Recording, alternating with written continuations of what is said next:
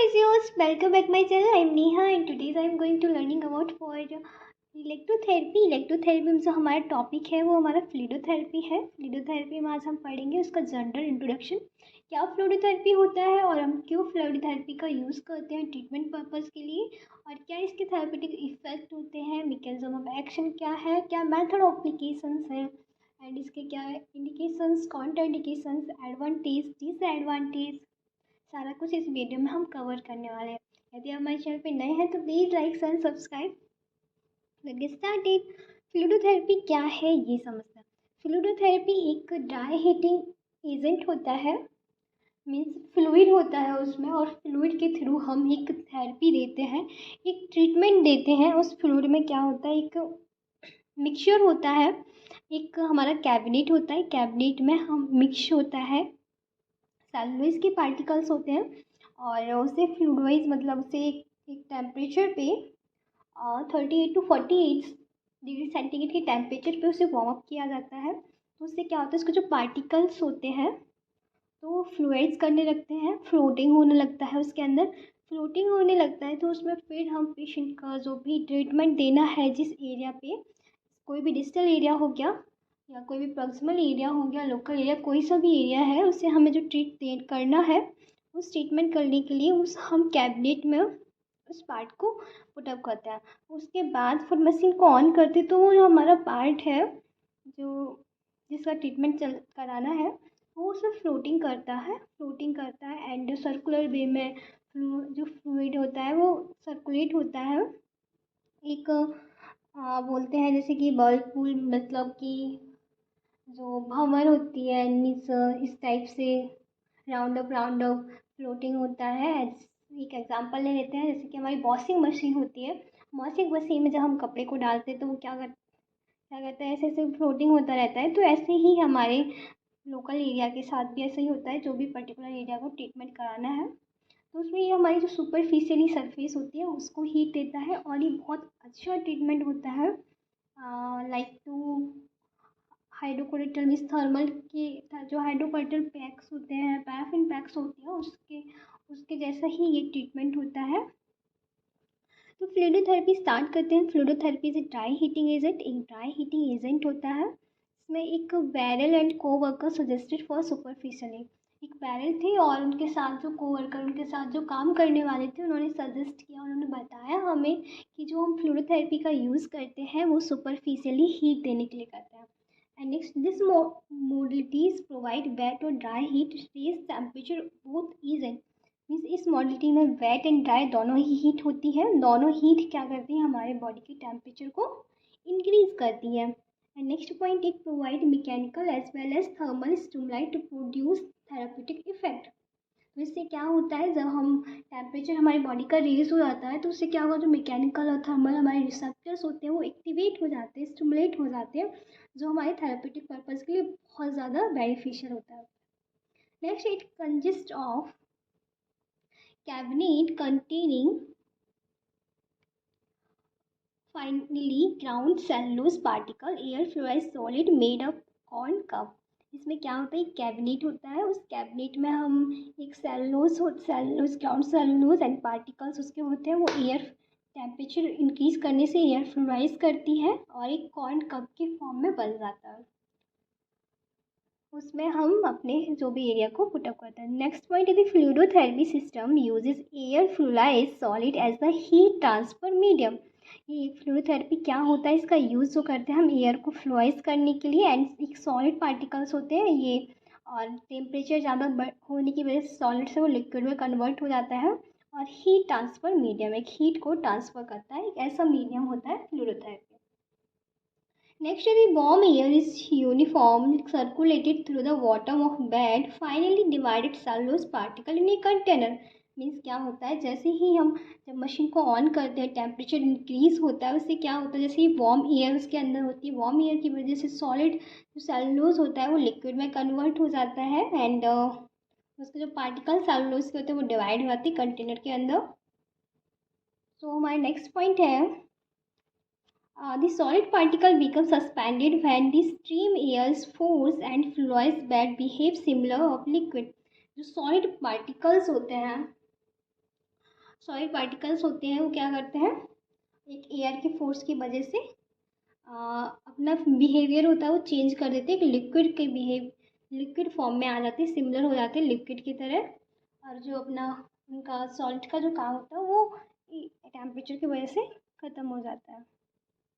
And next point है the viscosity of air fluid system is low. जो उसकी viscosity होती है वो कम हो जाती है, कम होने की वजह से इससे हम ये ज़्यादा चिपचिपा नहीं होता, जैसे वैक्स होता है बहुत ज़्यादा लुब्रिकेट होता है, पर ये चिपचिपा नहीं होता, इसकी विस्कोसिटी होती है वो कम हो जाती है। तो इससे क्या allow merge body part into fluid bed, तो ये हमें अलाउ करती है कि हम आराम से अपने बॉडी पार्ट को उसमें रख सकते हैं। एंड रखने के बाद हम आराम से कोई भी मूवमेंट भी करा सकते हैं, permitting exercise with relative ease कोई भी एक्सरसाइज हम उसमें कर सकते हैं।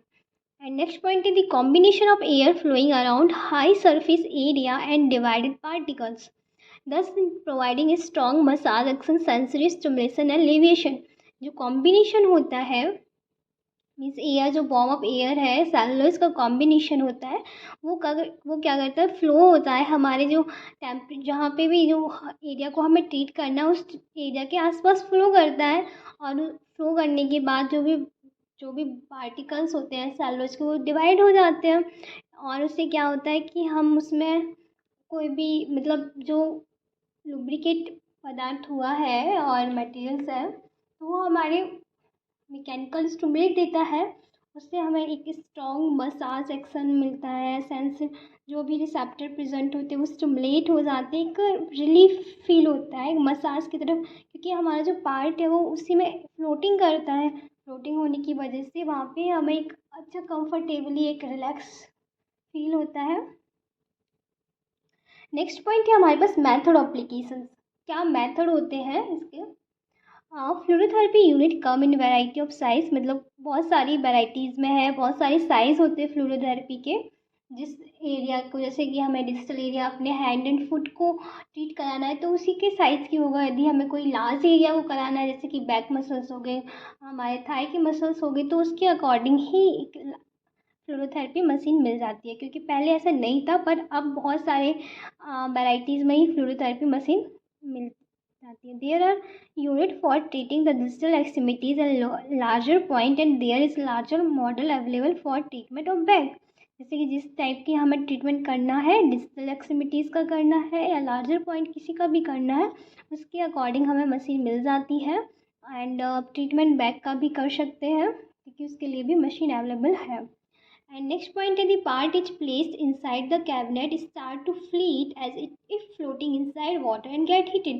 मीन्स जैसे ही हम पार्ट जो भी हमारा एरिया है उसे हम उसमें रखते हैं, उसके बाद हम मशीन को ऑन करते हैं तो कैबिनेट में क्या होता है, फ्लीट होने लगता है, फ्लोटिंग होने लगता है। और फ्लोटिंग होने की वजह से उसमें जो वाटर है वो फ्लोट करता है और उसका जो टेम्परेचर है वो इंक्रीज होता है, गेट हीटेड हो जाता है। Next point is the treated body part feel as though is immersed in a moving liquid both such as whirlpool। Means क्या है, ट्रीटेड जो भी हम ट्रीट कर रहे हैं जो भी बॉडी पार्ट को, तो उसमें क्या होता है, फील हमें बहुत अच्छा फील होता है और हम जो लिक्विड होता है उसे मूव करता है like a whirlpool. And next point है temperature maintain between 38 degree centigrade to 45 degree centigrade और लिटिल हायर। जो टेम्परेचर हम नॉर्मली रखते हैं 38 टू 48 रखते हैं, इससे ज़्यादा भी रख सकते हैं, पेशेंट की टॉलरेट कितना टॉलरेट कर सकता है उस पर डिपेंड करता है। एंड नेक्स्ट है temperature given for 10 to 20 minutes. जो भी हम ट्रीटमेंट का जो हमारा टाइम ड्यूरेशन है वो ओनली 10 से 20 मिनट्स के बीच या 15 टू 20 मिनट्स रख सकते हैं। And next point the patient who have greater disposition for oedema formation they may not be able to tolerate high temperature. यदि आपके पास कोई पेशेंट आता है उसका बहुत ज़्यादा अडीमा है, जो फ्लूइड है बहुत एक्यूमुलेट हो गया है, तो उसमें क्या होता है, उसमें जो टेम्परेचर को टॉलरेट करने की टेंडेंसी ख़त्म हो जाती है, इसलिए आपको उसे नहीं देना है, हाई टेम्परेचर नहीं देना है। नेक्स्ट पॉइंट है हमारा the air stream carried air pocket and bubbles to provide a powerful massage action that transmit heat and tactile stimulation to achieve many physiological and therapeutic effect। Means जो हमारी air stream है उसमें क्या होता है, air होती है pocket में, छोटे छोटे बबल्स के फॉर्म में होने लगती है, बबल्स फॉर्म में होती है और फिर वहाँ से फ्लोटिंग करती है। जैसे कि हम पानी को गर्म करते हैं तो पानी जब बहुत बहुत टेम्परेचर मीन्स हम करते हैं 72 75 के टेम्परेचर के अकॉर्डिंग करते हैं तो क्या होता है, वाटर बहुत जल्दी से गर्म हो जाता है और फिर उसमें बबल्स बनने लगते हैं और वो गैस के फॉर्म में निकल आता है। तो ऐसे ही यहाँ पे होता है, यहाँ का जो टेम्परेचर हम रखते हैं 38 to 48 रखते हैं, उसमें यह स्टीम क्या करने लगती है, बबल के फॉर्म में हो जाती है। तो बबल के फॉर्म में होने की वजह से ये एक मसाज वाला एक्शन देती है जो हमारी बॉडी को बहुत रिलैक्सेबल फील कराता है। एंड जो हीट होती है वो ट्रांसमिट हो जाती है हमारे सुपरफिशियल टिश्यूज़ तक और एक टैक्टाइल स्टिमुलेशन देता है, एक बॉडी को स्टिमुलेट देता है। Many physiological and therapeutic effect के लिए बहुत सारे फिजियोलॉजिकल थेरापेटिक इफेक्ट होते हैं, कुछ चेंजेस होते हैं, क्योंकि हम सुपरफिशियल सरफेस जो हमारी होती है वहाँ पे टेम्परेचर रेज होता है। टेम्परेचर रेज होता है तो वहाँ पे जो भी टॉक्सिक मटेरियल है, टॉक्सिक पदार्थ है, वो सारे वॉश आउट हो जाते हैं और मेटाबॉलिक प्रोसेस होती है वो इंक्रीज़ हो जाती है, जिससे कि हीलिंग प्रोसेस हमारी अच्छी हो सकती है और जिस एरिया को ट्रीट करना है वहाँ पे रिकवरी बहुत ज़्यादा फास्ट हो जाती है। तो ये हमारा इसका मेन एम होता है फ्लूइडोथेरेपी देने का। नेक्स्ट पॉइंट है हमारा, fluidotherapy allow the therapist to enter the cabinet and perform exercise of the patient. Fluidotherapy allow करती है कि यदि आप कोई दो साइड्स मीन्स एक कैबिनेट होता है, यहाँ पे एक गेट होता है, इसमें अपने पार्ट को अंदर डालने का, बॉडी पार्ट, जैसे हमने सपोज कर लिया हमने अपने हाथों को ट्रीटमेंट कराया तो हमने हाथ डाल दिया यहाँ से, एक यहाँ पे स्टूल है उससे पेशेंट को बैठा दिया और दूसरी साइड भी एक बॉक्स होता है जहाँ से यहाँ पे थेरेपिस्ट बैठ के अपने हाथों को यहाँ पे डाल सकता है और सपोर्ट दे सकता है पेशेंट को उसमें फ्लोटिंग कराने के लिए और इसके अंदर ही, कैबिनेट के अंदर ही एक्सरसाइज दे सकता है, क्योंकि टेम्परेचर बढ़ने की वजह से जो भी जो डिस्ट्रिक्टिव मूवमेंट होते थे, जो रेंज ऑफ मोशन हमारा इंक्रीज़ नहीं हो पाया था, टेम्परेचर इंक्रीज़ हुआ तो उससे जो हमारे जो फाइबर्स होते हैं वो थोड़ा सा लूज़ हो जाते हैं और अच्छे से एक्सरसाइज करा सकते हैं। तो यहाँ पे हमारा थेरेपिस्ट जो भी है, थेरेपिस्ट वो इस एक्सरसाइज को करा सकता है इसके अंदर और पेशेंट को आराम भी रहेगा, क्योंकि पेशेंट के जब पेशेंट को थेरेपिस्ट भी वही उसके पास वही कर रहा है तो कॉन्फिडेंटली रहेगा और पेशेंट को कोई भी प्रकार का डर नहीं होगा। तो इस टाइप से भी ट्रीटमेंट कर सकते हैं, पेशेंट अकेला भी कर सकता है और थेरेपिस्ट उसकी हेल्प भी कर सकता है। नेक्स्ट हम देखते हैं mechanism of action. First point है हमारा, fluidotherapy work by the combination of heated air and cellulose particle in convection form vortex creating dry whirlpool. जैसा कि हम अभी बता चुके हैं, कॉम्बिनेशन होता है, एक हीटेड एयर होती है और सेलुलोज पार्टिकल का, जो एक वर्लपूल की तरह उसमें फ्लोट करता है। नेक्स्ट पॉइंट है, impact area receive warmth, buoyancy, sensory stimulation and massage and relief discomfort and increase circulation. तो उसमें क्या होता है, जो भी एरिया को हमने फ्लूइड थेरेपी में कैबिनेट में डाल रखा है उसमें क्या होता है, टेम्परेचर इंक्रीज होता है, वार्मनेस हो जाती है, बायोएंसी हो जाती है, हमारे जो सेंसरी स्टिमुलेशन भी हो जाता है, जो सेंसरी रिसेप्टर होते हैं वो स्टिमुलेट हो जाते हैं, मसाज एक्शन देखने को मिलता है और पेशेंट को जो डिस्कम्फर्ट फील हो रहा था वो भी कम हो जाता है और हमारी बॉडी का जो सर्कुलेशन है, ब्लड सर्कुलेशन है, वो भी अच्छा हो जाता है। जब ब्लड सर्कुलेशन अच्छा हो जाएगा तो ऑब्वियसली कि कोई भी जो एरिया पे हमें प्रॉब्लम है या कुछ भी प्रॉब्लम हो रही तो ब्लड सर्कुलेशन के थ्रू वॉश आउट हो जाएगा और रिकवरी हो जाएगी अच्छे से। नेक्स्ट पॉइंट है हमारा, यूजेस क्या क्या कैसे यूज़ होता है, फ्लूइडोथेरेपी की क्या क्या यूज़ हैं। जैसे कि अभी समझ में थोड़ा बहुत तो आइडिया लग ही गया होगा। Fluidotherapy produce greatest increase tissue temperature in all areas. क्या करता है, हमारे टिश्यूज़ का जो टेम्परेचर है उसे इंक्रीज़ कर देता है। टेम्परेचर इंक्रीज हो जाएगा तो ऑब्वियसली से सर्कुलेशन अच्छा हो जाएगा, मेटाबॉलिक प्रोसेस अच्छा हो जाएगा और वहाँ पे न्यूट्रिएंट्स अच्छे से मिलेगा। न्यूट्रिएंट अच्छे से मिलेगा तो वहाँ पे सप्लाई अच्छी हो जाएगी, टिश्यूज़ जो डैमेज हुए वो रिपेयर हो जाएंगे। नेक्स्ट पॉइंट है, dry whirlpool fluidotherapy deliver more heat paraffin bags और हाइड्रोथेरेपी। मीन्स जो ड्राई व्हर्लपूल फ्लूइडोथेरेपी हम करा रहे हैं वो अच्छा परफॉर्म करती है पैराफिन बैग्स और हाइड्रोथेरेपी के। नेक्स्ट पॉइंट है, Alicon and coworker use fluidotherapy exercise and management of patient with sickle cell anemia. यदि कोई पेशेंट है आपके पास आता है उसे सिकल सेल एनीमिया है तो उसे भी आप फ्लूइडोथेरेपी करा सकते हो, ये एलिकॉन एंड कोवर्कर ने सजेस्ट किया था। नेक्स्ट हम देखते हैं क्या एडवांटेज होते हैं फ्लूइडोथेरेपी के। एडवांटेज है जैसे कन्वेंट, इजी टू एडमिनिस्ट्रेशन, बहुत ईज़िली हम इसे कर सकते हैं, ईज़िली हम यूज़ में ला सकते हैं। And next temperature can be control, इसका टेम्परेचर होता है उसे हम कंट्रोल कर सकते हैं, कम ज़्यादा कर सकते हैं, पेशेंट जैसे टॉलरेट कर सकता है उसी के अकॉर्डिंग हम टेम्परेचर को भी रख सकते हैं। And agitation of dry particles can be control और फॉर कंफर्ट मीन्स जो भी ड्राई पार्टिकल्स है, ड्राई एयर है और सेलुलोज पार्टिकल है, वो कैबिनेट में जो फ्लोटिंग कर रहे हैं उसे हम कंट्रोल कर सकते हैं, बहुत ज़्यादा यदि फ्लोट कर रहे हैं तो। एंड नेक्स्ट है वैरायटी ऑफ साइज, बहुत सारे वैराइटीज़ हैं इसमें। And allow some active exercise, और एक्सरसाइज भी हम करा सकते हैं एक्टिवली एंड कंफर्टेबली ही, कंफर्टेबल पेशेंट को फील होता है तो इसकी एडवांटेज है कि पेशेंट कंफर्टेबली है, टेम्परेचर को हम कंट्रोल कर सकते हैं और आराम से हम इसे ट्रीटमेंट में दे सकते हैं और एक्सरसाइज भी करा सकते हैं। नेक्स्ट है डिसएडवांटेज ऑफ फ्लूरोथेरेपी, क्या क्या डिसएडवांटेज होते हैं इसके। रिलेटिवली एक्सपेंसिव मोडलिटीज़, ये बहुत ज़्यादा एक्सपेंसिव होती है, ज़्यादा से ज़्यादा लोग इसको ट्रीटमेंट के लिए नहीं ले पाते हैं। एंड इनटॉलरेंस, सम पेशेंट, कुछ पेशेंट ऐसे होते हैं जो हीट को टॉलरेट नहीं कर पाते हैं। And do not apply to unconscious and uncooperative patient, आपको उन पेशेंट को नहीं देना है जो आपका सपोर्ट नहीं कर रहे, मीन्स आप उनसे कह रहे हो कि आप अपने कुछ टाइम के लिए अपने इंडिविजुअल एरिया को ऐसे रखें, पर वो ऐसा नहीं कर रहे, आपकी बात को नहीं मान रहे, अनकॉन्शियस है, तो आपको उन्हें ट्रीटमेंट नहीं देना है। And it can not be applied patient with Altered sensitivity, और ऐसे पेशेंट को भी आपको नहीं देना है फ्लूरोथेरेपी जिनका सेंसिटिविटी चेंज हो रही है, वो पता ही नहीं कर पा रहे कि हमें कितना टेम्परेचर हो, कितना लग रहा है, कितना हीट हो रही है, वो इसमें डिफ्रेंशिएट नहीं कर पा रहे, तो आपको उन पेशेंट को भी नहीं ट्रीटमेंट के लिए देना है। नेक्स्ट है प्रिपरेशन ऑफ द पेशेंट, कैसे प्रिपरेशन करनी है। जब भी आपके पास कोई पेशेंट आता है फ्लूरोथेरेपी ट्रीटमेंट के लिए, तो आपको क्या करना है, सबसे पहले आप उससे मिलेंगे, उससे बातचीत करेंगे, आप उसका इंट्रोडक्शन लेंगे, आप अपने बारे में बताएंगे जिससे कि पेशेंट आपके साथ कंफर्टेबली फील हो सके। फिर उसके बाद उसकी हिस्ट्री लेंगे और ये देखेंगे उसे क्या पैथोलॉजी है उसके बारे में समझेंगे, अब उसे कैसे हमें ट्रीट करना है वो चीज़ समझेंगे। फिर जो भी हमें ट्रीट करने के लिए जो प्रोसीजर फॉलो करना है उसे हम पेशेंट को बताएंगे कि एक्सप्लेन करेंगे कि हम आपको ऐसे ट्रीटमेंट देने वाले हैं, इससे ये प्रॉफिट है, इसके ये बेनिफिशियल इफेक्ट है, तो ये आपको कितने दिन तक करना है, ये सारा उसे बताना है।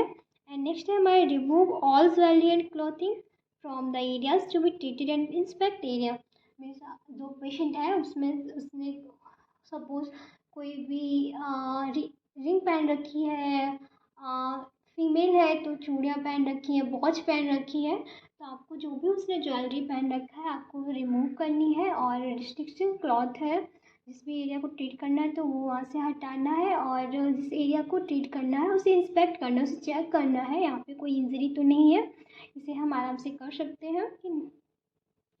एंड नेक्स्ट है चेक सेंसिटिविटी, और पेशेंट की सेंसिटिविटी को भी चेक करना है, कोल्ड का और हॉट का दोनों सेंसिटिविटी चेक करनी है कि पेशेंट कॉन्शियस है या नहीं है, पेशेंट हमें बता पा रहा है कि हमें कितना टेम्परेचर लग रहा है, कितना हीट हो रही है, ये बता पा रहा है या नहीं।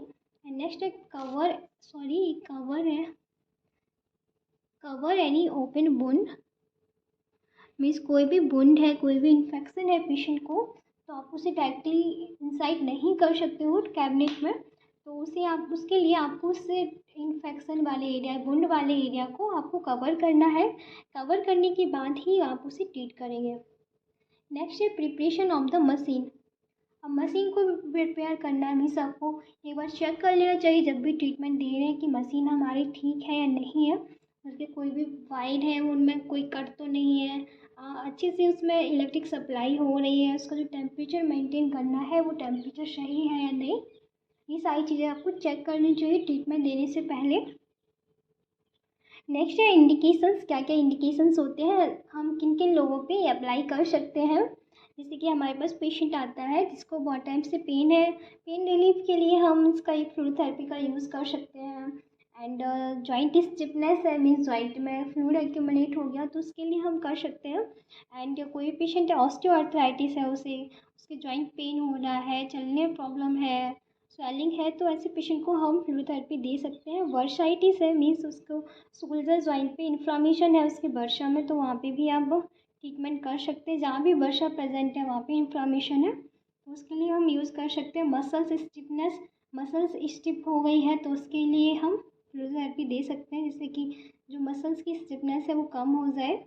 एंड अडीमा है तो अडीमा में भी दे सकते हैं, पर पेशेंट जो होता है वो टेम्परेचर को टॉलरेट नहीं कर पाता है, तो उसके लिए आपको पेशेंट को कम टेम्परेचर देना है।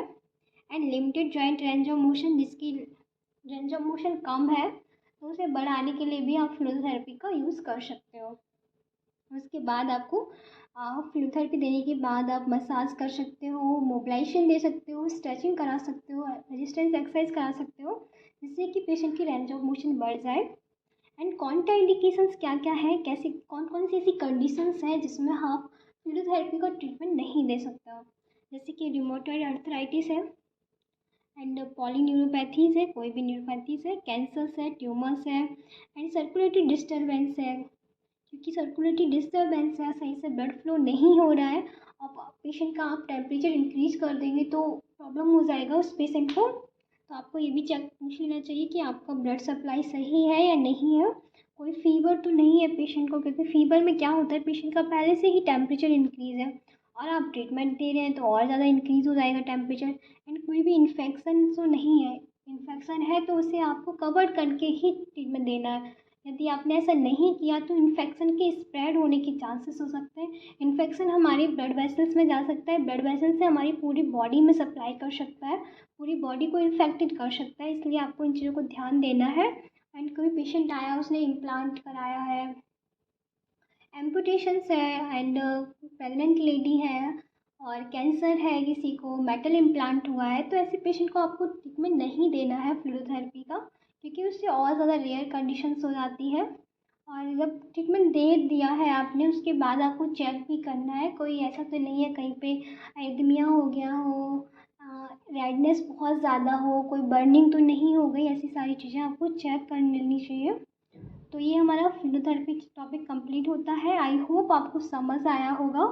एक क्विक रिकैप देख लेते हैं फिजियोथेरेपी में क्या था। फिजियोथेरेपी कैबिनेट मशीन्स थी, जिसमें कि हमने एक जिसमें वार्म एयर है एंड उसमें सेलुलोज के पार्टिकल है, तो ड्राई और वेट एयर हमें हमारी बॉडी में हीट ट्रांसफ़र करता है, जो हमारे जो भी पार्ट को हम उसमें डालते हैं तो वो क्या करता है, एक फ्लोटिंग करने लगता है। फ्लोटिंग की वजह से उसमें बहुत अच्छा बेनिफिशियल इफेक्ट मिलता है और हमारे जो रिसेप्टर प्रेजेंट होते हैं वो स्टिमुलेट हो जाते हैं, जो ब्रेन तक सिग्नल को लेके जाते हैं, और हमारा ब्लड सर्कुलेशन अच्छा हो जाता है, मेटाबॉलिक प्रोसेस अच्छी हो जाती है। तो हम इसके लिए इसका फिजियोथेरेपी का यूज़ करते हैं और हमने आपको बता ही दिया एडवांटेज क्या है, डिसएडवांटेज क्या है, और क्या क्या इंडिकेशंस कौन सा इंडिकेशन है, और प्रिपरेशन कैसे करनी है पेशेंट की, पेशेंट से आपको मिलना कैसे है, क्या प्रोसीजर है, क्या मेथड है, सारा कुछ इसमें डिस्कस कर दिया है। आई होप आपको समझ आया होगा। यदि आपको हमारा वीडियो अच्छा लगता है तो please like share and subscribe. Thank you so much for watching, and ऐसे ही नए नए वीडियो हम लाते रहेंगे। Keep supporting me. Thank you.